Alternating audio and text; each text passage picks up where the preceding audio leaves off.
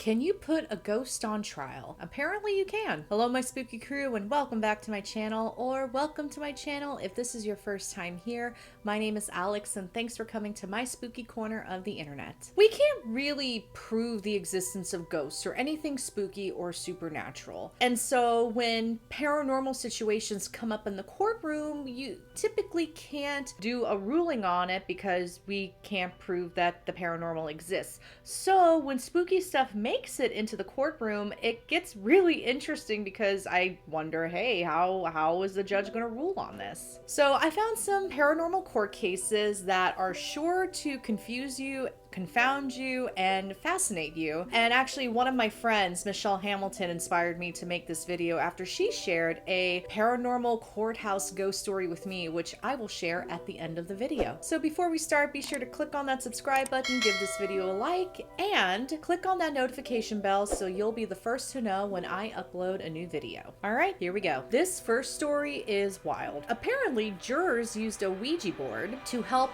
them determine whether or not a suspect was guilty. In 1994, in the UK, a man named Stephen Young was arrested for the murder of Harry and Nicola Fuller. Nicola had been shot 3 times and Harry was shot at close range. It was truly a gruesome crime that shocked the community. Stephen Young's trial lasted for about 5 weeks and ultimately he was found guilty. But about a month after the trial, a newspaper headline was released that said, "Murder Jury's Ouija Board Verdict." So one of the jury members went to the media and claimed that 4 people from the jury made a makeshift Ouija board to contact the spirits of Harry and Nicola Fuller. They used a glass as their planchette, and so they put their hands on the glass and they asked for the spirit of Harry Fuller. And the glass went to yes. Another juror asked, "Who killed you?" And the glass spelled out, "Stephen Young done it." And when the juror asked how they were killed, the glass spelled out the word shot.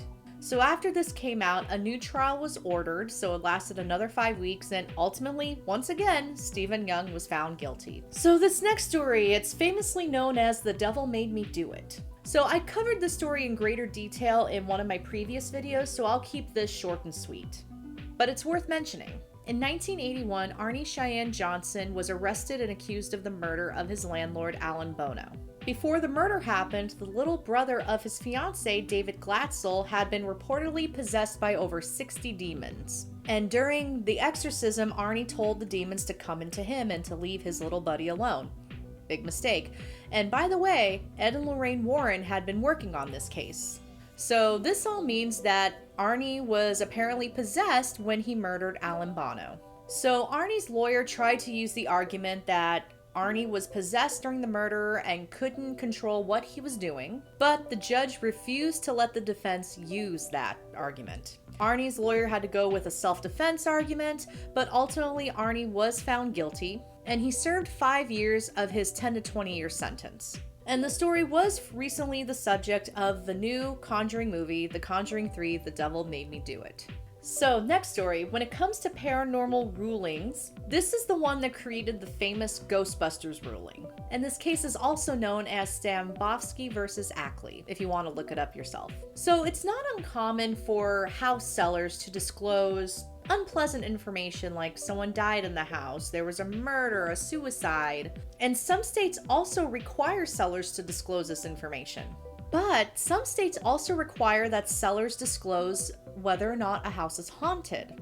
Now, we can't prove that houses are haunted or that ghosts are even real, so that's what makes this law really interesting. So the Ghostbusters ruling was about a house at 1 Levita Place in New York, in Nyack, New York. It's a historic home that once started out as a boarding house and then it became a private residence in the 1900s.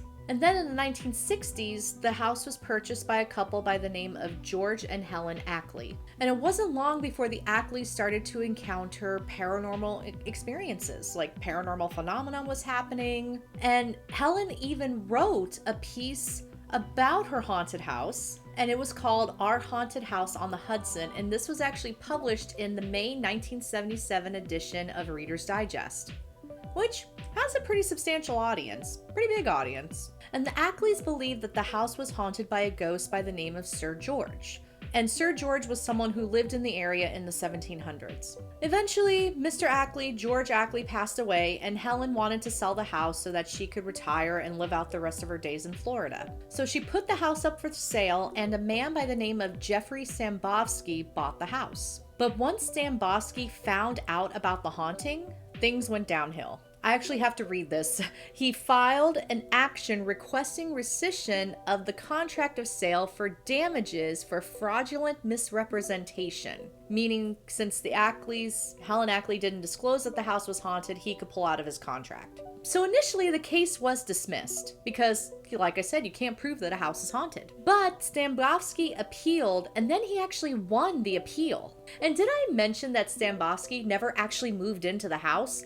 He bought the house. I guess maybe some neighbors had mentioned something to him about the house being haunted, and then he's like, oh, I'm out. Now, Helen Ackley was able to sell the house to somebody else, and then she moved to Florida, and she lived out the rest of her days and passed away. And her son-in-law thinks that Helen now actually haunts this house, the house on the Hudson. So speaking of like buying and selling and renting, let's talk about a ghost lease. So this next story takes place in Orlando, Florida, and it happened in 2005. So a building owner filed a lawsuit against one of his renters or leasers because they were refusing to pay rent. The renters were restaurateurs, so they ran a restaurant, and they refused to move in, and they claimed that they couldn't honor their lease because the property was haunted. So the renters' names were Christopher and Yoko Chung, and they were also Jehovah's Witnesses, and they claimed that there were ghostly apparitions in the space that was supposed to be their restaurant. And because there were apparitions that were reported there, because of their religious beliefs, they couldn't fulfill their part of the lease. And the building itself has a history of ghosts. Like there's paranormal tours that walk around the area. It's well known to be haunted. And the paranormal experts that weighed in on this haunted building believe that the ghosts that are present were the ghosts of illegitimate children of prostitutes who were killed. And, you know, the owner had spent millions of dollars to restore the old building, and so this whole fiasco was just a nightmare.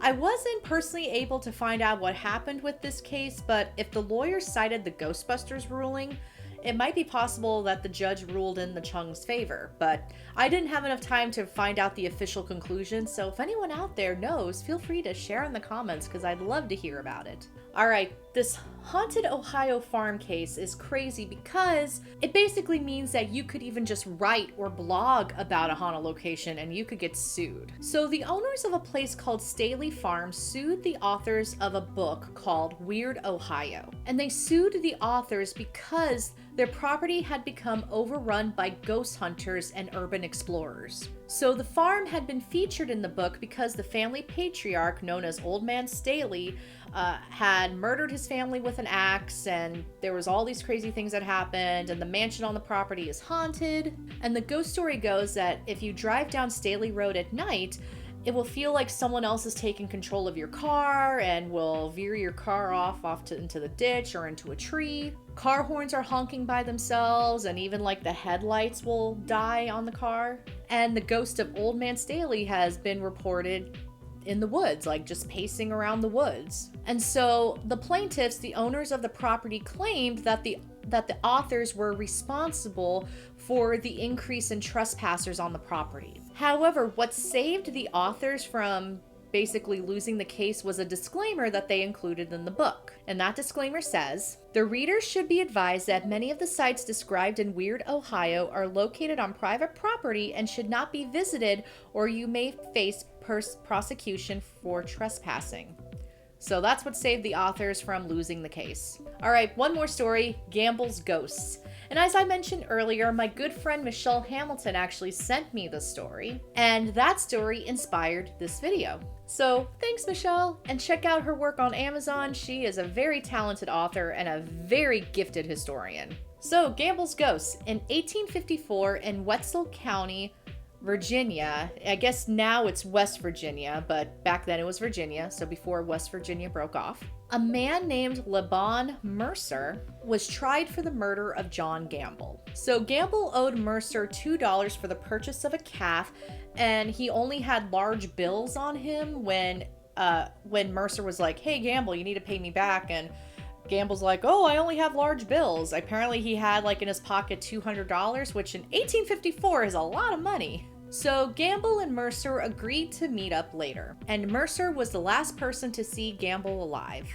So the next morning, Gamble's boat was seen floating down the river, and Mercer had returned home around 2 a.m. and apparently his clothes were all wet and he was covered in mud. And Mercer also had a bunch of cash in his pocket. But apparently this wasn't enough to arrest Mercer for Gamble's disappearance, and Gamble's body was not recovered at this point. And then sometime later, one night, a man named John Hinman claimed that the ghost of John Gamble came to him, and he was dressed in the same clothes that he was last seen in. And Gamble's ghost told Hinman that he was killed by Mercer. So apparently this was enough to get Mercer arrested. And so based on the testimony of a man who claimed to see Gamble's ghost, the ghost was called in to testify. True story. The ghost was called in to testify. And the ghost did not appear in court to testify. And so because the ghost did not appear, Mercer was acquitted. True story. So what do you think of these paranormal court cases? I would love to hear your thoughts. Before you go, be sure to click on the subscribe button, give this video a like, and feel free to share this video with your friends and family who also enjoy the spooky stuff, especially the spooky stuff with a legal twist. Thank you all so much for watching, and I'll see you in the next round.